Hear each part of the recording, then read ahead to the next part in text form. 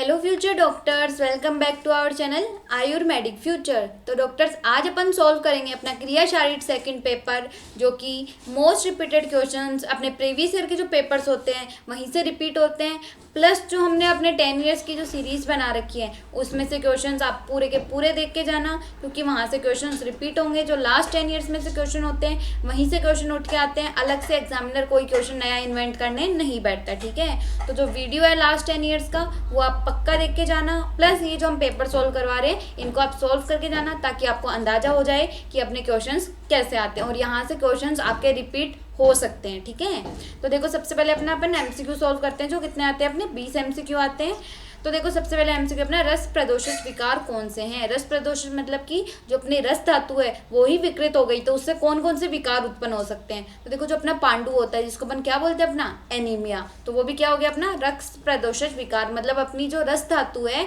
उसमें ही विकृति आ गई, अपनी रस धातु है वो ढंग से नहीं बन पा रही है, तो अपना रस है उसके क्या हो गए, उसके प्रदोषित विकार उत्पन्न हो गए। तो पांडु भी अपना रस प्रदोषित विकार है। विसर्प जिसको अपन क्या बोलते हैं, ये अपनी स्किन डिजीज है। ठीक है, तो ये भी अपनी रस प्रदोषित है। और असरक्त ये भी अपनी क्या है, एक स्किन डिजीज है। तो ये तीनों की तीनों क्या है, अपनी रस प्रदोषित विकार है। ठीक है, तो इसमें आंसर क्या जाएगा अपना उपरोक्त सभी, मतलब ऑल ऑफ अबव। फिर है रक्त क्षय के लक्षण।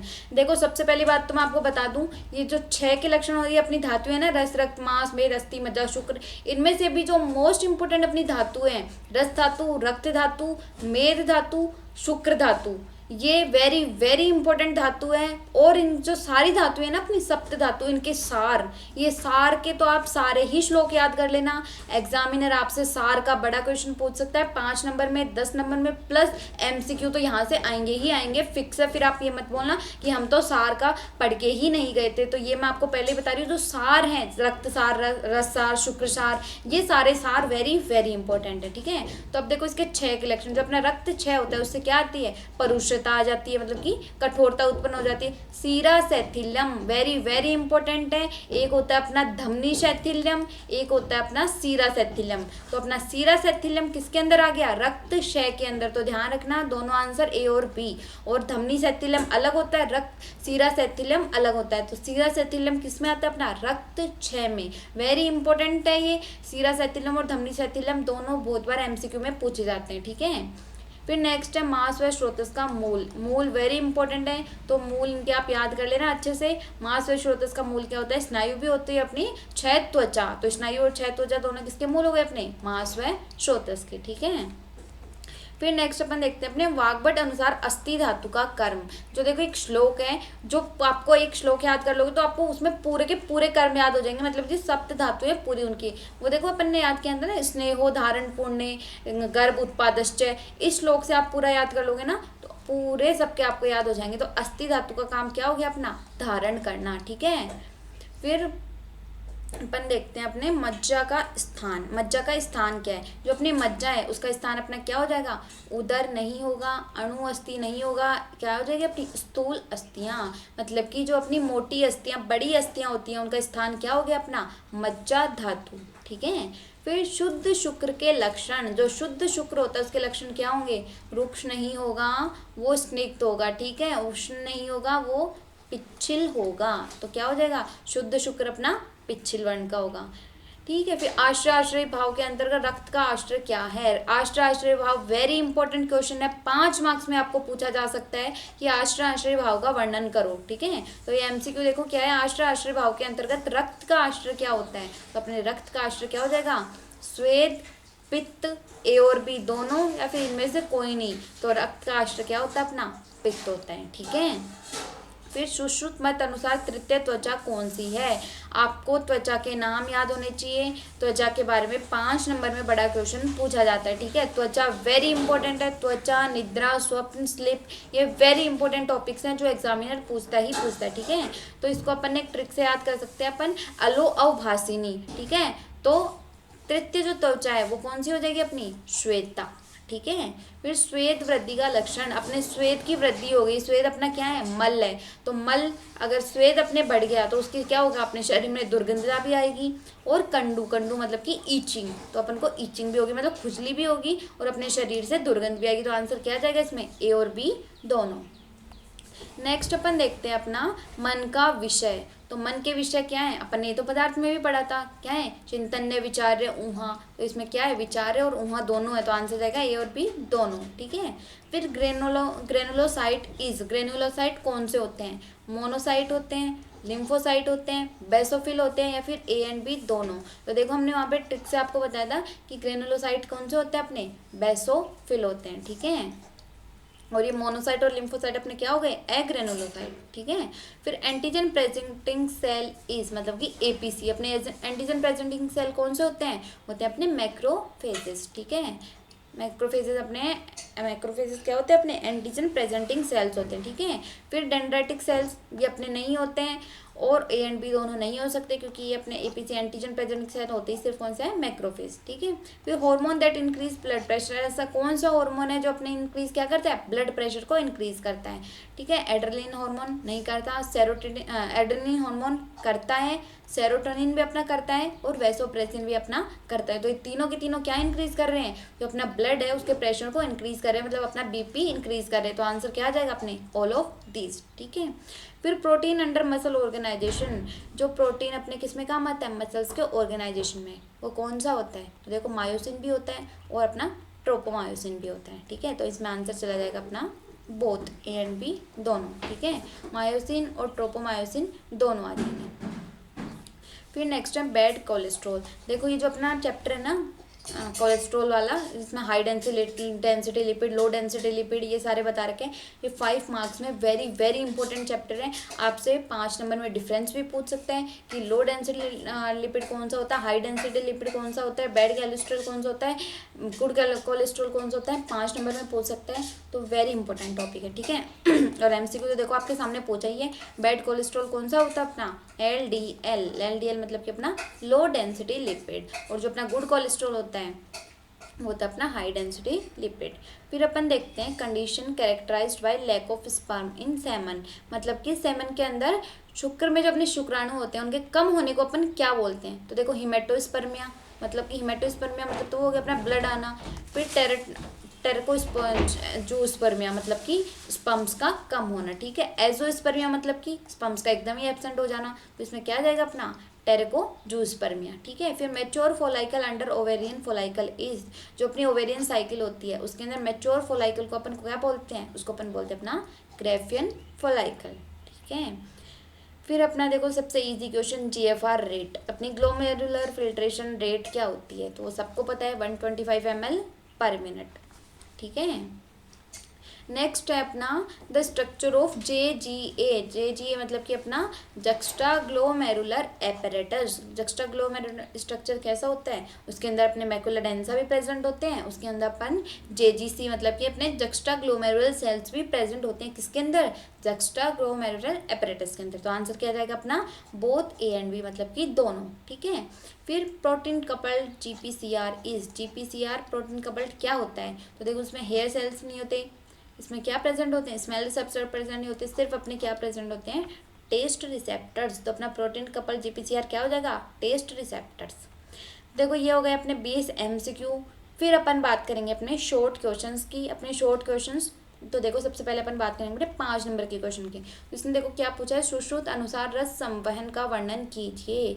तो ये देखो अपन ने जो अपना फर्स्ट चैप्टर है, मतलब कि जो अपनी रस धातु है उसके अंदर ये बहुत अच्छे से समझा रखे हैं, जो शब्द अर्ची, जल, संताप, ऐसे ऐसे कैसे कैसे रस का पूरे शरीर में संवहन होता है। तो इसको शब्द, अर्ची, जल, संताप, इन सब से आपको इसको समझाना है। इसका सिर्फ आयुर्वेद दिया हुआ है, तो इसमें सिर्फ आपको इसमें आयुर्वेद में ही समझाना है, ठीक है। फिर नेक्स्ट अपन बात करें, देखो मज्जाक्षार और शुक्रक्षार पुरुष के लक्षण। देखो ये क्वेश्चन हमने आपको बताए थे और ये क्वेश्चन यहाँ पे आ भी गए हैं कि मज्जाक्षार पुरुष के लक्षण क्या होते हैं और शुक्रक्षार पुरुष के लक्षण क्या होते हैं। अब ये देखो इसका एक लाइन के श्लोक हैं, अगर आप वो श्लोक नहीं लिखोगे, सिर्फ आप हिंदी लिख के आओगे तो उसमें एग्जामिनर आपको नंबर नहीं देगा। तो आप कोशिश करना कि जो वर्ड्स हैं वो ही आपके श्लोक हैं, तो तो कोशिश करना कि आप श्लोक के मीनिंग इनको याद करो, ठीक है। तो शुक्रचार पुरुष कैसा हो जाएगा, हर्षता रहेगी, उसमें प्रसन्नता रहेगी। मज्जासार पुरुष क्या होगा, अपना दृढ़ रहेगा। तो इनका सबका श्लोक है, एक एक लाइन का ही श्लोक है और वर्ड्स के ही नाम के श्लोक है, तो वो आपको इसमें लिखने हैं, ठीक है। फिर आर्तव की उत्पत्ति एवं 6 वृद्धि के लक्षण लिखिए। देखो इसमें 2 चीजें, एक तो आर्तव अपना, एक अपना स्तन्य है। तो स्तन्य और आर्तव दोनों ही वेरी वेरी इंपॉर्टेंट है। एक बार आपको वो आर्तव पूछ लेता है, दूसरी बार आपको वो स्तन्य पूछ लेता है। तो दोनों आपको बहुत अच्छे से प्रिपेयर करना है। जो अपना आर्तव होता है उसकी उत्पत्ति कैसे होती है, उसकी क्षय कैसे होता है, उसकी वृद्धि क्या होती है, इन सब के आपको इसमें लक्षण समझाने हैं, ठीक है। फिर नेक्स्ट है स्वप्न की उत्पत्ति एवं भेद लिखिए। तो देखो हमने आपको बताया था ना स्वप्न की उत्पत्ति और भेद। देखो स्वप्न वेरी वेरी इंपॉर्टेंट क्वेश्चन है 5 नंबर में। स्वप्न या फिर वो आपसे निद्रा पूछ सकता है, ठीक है। तो स्वप्न या निद्रा कोई सा भी वो आपसे पूछ सकता है 5 नंबर में। वेरी इंपॉर्टेंट टॉपिक है और ये फिक्स क्वेश्चन होते हैं कि एक क्वेश्चन स्वप्न से आएगा या एक निद्रा से आएगा, वो आता ही आता है, ठीक है। और इसमें आर्तव से या स्तन्य से कोई भी क्वेश्चन यहाँ पे आ सकता है, ठीक है। फिर ईसीजी कौन, मतलब कि अपने ईसीजी क्या होता है, शरीर क्रिया के आधार पर ईसीजी का वर्णन कीजिए। जो अपना ईसीजी होता है उसकी आपको यहाँ पे वर्णन करना है कि अपना इलेक्ट्रोकार्डियोग्राफ कैसे कैसे होता है, उसमें कौन कौन सी प्रोसेस होती हैं, कौन कौन से साउंड्स होती हैं, कैसे कैसे आप उनको सुन सकते हो, क्रिटिकल कंडीशंस में क्या होता है, ये पूरा आपको यहाँ पे समझाना है, ठीक है। फिर describe contraction of skeletal muscles. तो देखो ये मसल फिजियोलॉजी है ना, ये वेरी वेरी इंपॉर्टेंट है। यहाँ या तो वो आपसे कॉन्ट्रैक्शन ऑफ स्केलेटल मसल पूछ लेगा, कार्डियक मसल्स का पूछ लेगा, कोई सा भी एक आपसे पूछ सकता है, ठीक है। तो इसमें आपको पूरा समझाना है जो अपनी स्केलेटल मसल्स होती हैं उनमें कॉन्ट्रैक्शन कैसे कैसे होता है, ठीक है। फिर मैकेनिज्म ऑफ हियरिंग, मतलब कि इसमें पूरा आपको अपने ईयर का प्रोसेस है वो समझाना है कि कैसे कैसे जो वॉइस होती है वो अपने ईयर ड्रम तक जाती है, कैसे आगे मोटर नर्व्स द्वारा जाती है, सेंसरी नर्व्स द्वारा होती है, उसका पूरा मैकेनिज्म आपको विद डायग्राम, क्योंकि आपके आधे मार्क्स तो किसके मिल जाते हैं आपको, डायग्राम के। तो इसमें पूरी हियरिंग मैकेनिज्म आपको समझानी है, ठीक है। फिर डिस्क्राइब डिफिकेशन। डिफिकेशन मतलब कि आपकी जो मल त्याग विधि होती है वो अपन कैसे करते हैं, अपना डिफिकेशन कैसे कैसे प्रोसेस से होते हैं वो आपको समझाना है। प्लस इसमें आपका एक मिक्चुरेशन, वेरी इंपॉर्टेंट क्वेश्चन है एग्जामिनर के, ये 2 फेवरेट क्वेश्चन है। या तो वो मिक्चुरेशन देगा, जो अपनी यूरिन की प्रक्रिया होती है, मतलब यूरिन जो अपना मूत्र होता है उसकी त्याग की प्रक्रिया क्या होती है, या फिर मल त्याग की प्रक्रिया जो अपना डिफिकेशन है,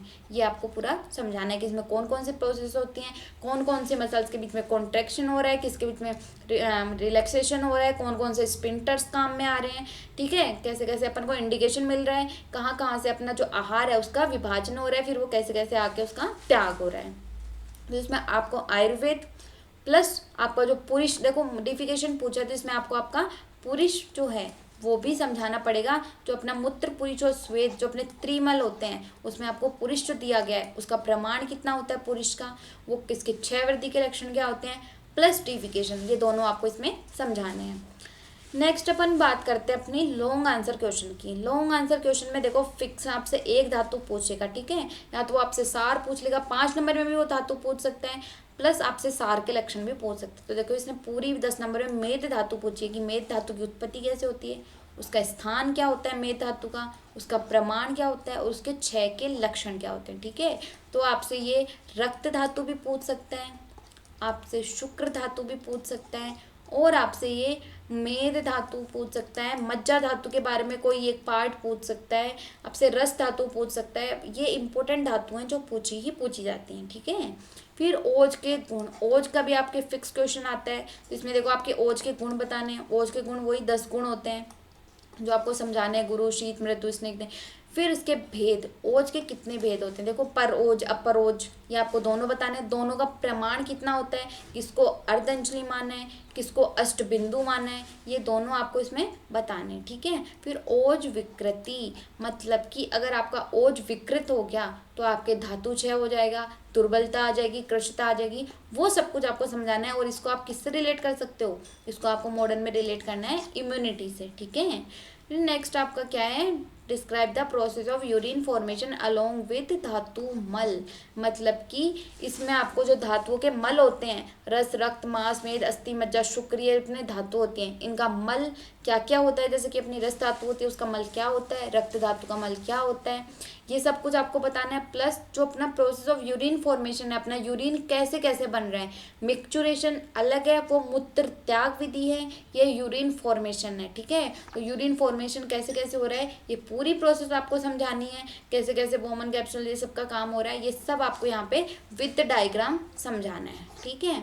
फिर नेक्स्ट है मैकेनिज्म ऑफ कोएगुलेशन, मतलब कि जो अपनी ब्लड क्लॉटिंग होती है इसको आपको समझाना है कि कैसे कैसे अपने फाइबर्स आए, पहले अपने चोट लगी, अपने आघात हुआ, फिर उसके ऊपर फाइब्रोनेजेंस आए, अपने फाइबर्स आए, फिर उनका एक बंडल बना, फिर क्लोटिंग होनी स्टार्ट हुई, फिर एक अपना थप्पा बन गया, फिर वो कैसे कैसे उसकी क्लोटिंग प्रोसेस पूरी आपको डायग्राम के साथ इसमें समझानी है। प्लस जितना आप पॉइंट्स में समझाओगे, डायग्राम के साथ, फ्लो चार्ट के साथ समझाओगे, उससे आपको ज़्यादा मार्क्स मिलेंगे, ठीक है।